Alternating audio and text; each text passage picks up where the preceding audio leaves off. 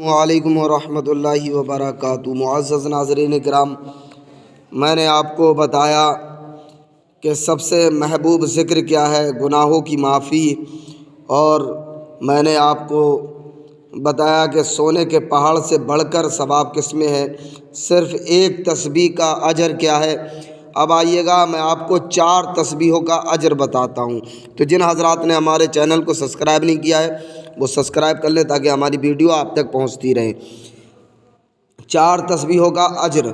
جو شخص فرض کے بعد یعنی نماز ادا کرنے کے بعد میں، چاہے ظہر، عصر، مغرب، عشاء، فجر، فرض ادا کرنے کے بعد جو ہے 100 مرتبہ سبحان اللہ اور 100 مرتبہ اللہ اکبر اور 100 مرتبہ الحمدللہ کہے تو اس کے گناہ اگرچہ سمندر کی جھاگ سے بھی زیادہ ہوں بخش دیے جائیں گے۔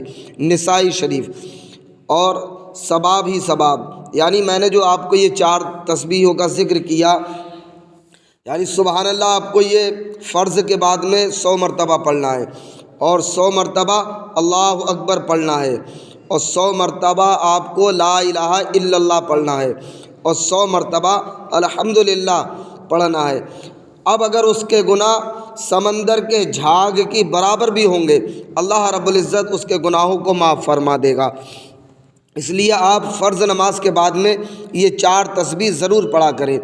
ثواب ہی ثواب۔ حضور تاجدار مدینہ صلی اللہ تعالیٰ علیہ وسلم نے ارشاد فرمایا، جو شخص 100 مرتبہ صبح اور 100 مرتبہ شام کو سبحان اللہ کہے وہ 100 حج کرنے والے کی مانند ہے۔ یعنی جو صرف اور صرف 100 مرتبہ سبحان اللہ شام میں کہے، سوتے وقت پڑھ لے، چاہے مغرب کے بعد پڑھ لے یا عشاء کے بعد پڑھ لے، یا اور 100 مرتبہ جو ہے وہ فجر بعد پڑھ لے، تو نبی پاک صلی اللہ تعالیٰ علیہ وسلم ارشاد فرماتے ہیں کہ اس کو 100 حج کرنے والے کے برابر ثواب دیا جائے گا۔ تو اتنا ثواب ہے خالی سبحان اللہ 100 مرتبہ صبح و شام پڑھنے میں، 100 مرتبہ۔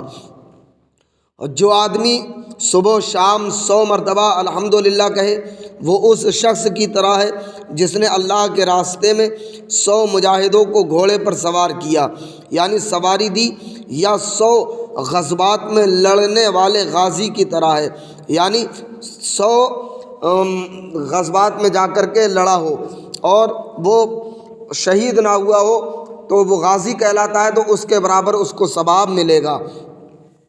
اور جو شخص صبح و شام 100 مرتبہ لا الہ الا اللہ کہے وہ اس آدمی کی طرح ہے جس نے حضرت اسماعیل علیہ السلام کی اولاد سے 100 غلام آزاد کیے۔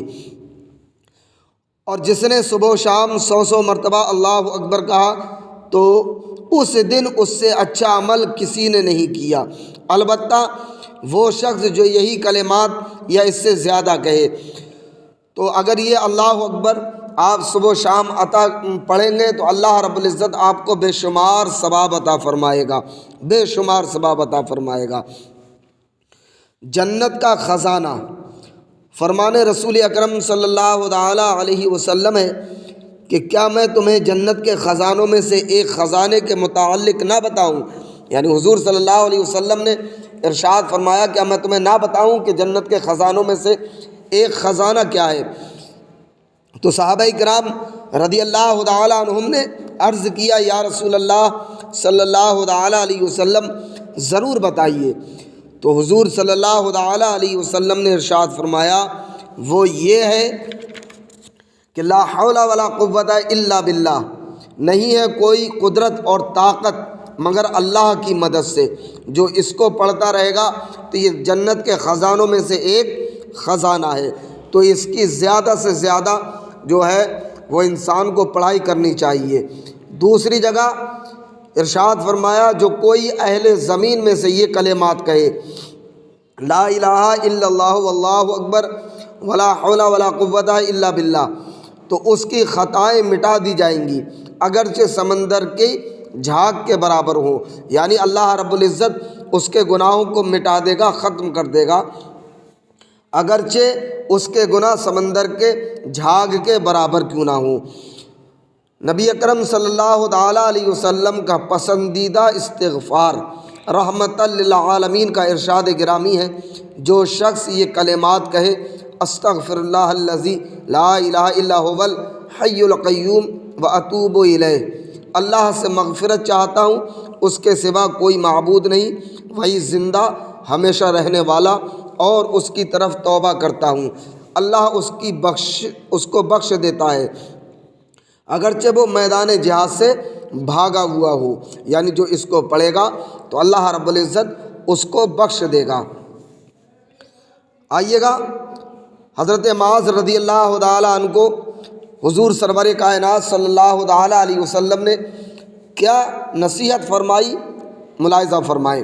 حضرت معاذ رضی اللہ تعالیٰ عنہ سے مروی ہے کہ سرکار مدینہ صلی اللہ تعالیٰ علیہ وسلم نے ان کا ہاتھ پکڑا اور فرمایا، اے معاذ، خدا کی قسم میں تمہیں نصیحت کرتا ہوں کہ ہر نماز کے بعد یہ پڑھو، اور فرمایا، اے معاذ رضی اللہ تعالیٰ عنہ، خدا کی قسم میں تمہیں نصیحت کرتا ہوں کہ ہر نماز کے بعد یہ الفاظ کہنا نہ چھوڑنا، اللہم اعنی علی نکرک و شکرک و حسن عبادتک، اے اللہ اس بات پر میری مدد فرما کہ میں تیرا ذکر کروں اور تیرا شکر کروں اور اچھے طریقے سے تیری عبادت کروں۔